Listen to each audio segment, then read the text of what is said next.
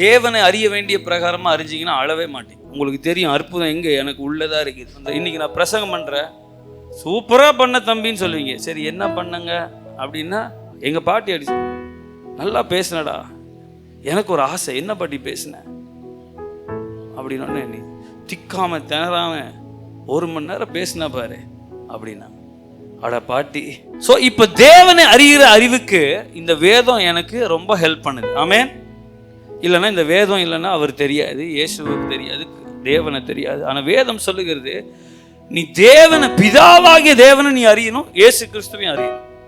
அப்போ எனக்கு வாய்ப்பு கிடையாது, பிதாவை பார்க்கறதுக்கும் வாய்ப்பு கிடையாது, அறியறதுக்கும் வாய்ப்பு கிடையாது. அப்போ பிதாவை அறியணும்னு சொன்னா நான் குமாரனை அறிந்திருக்கணும்.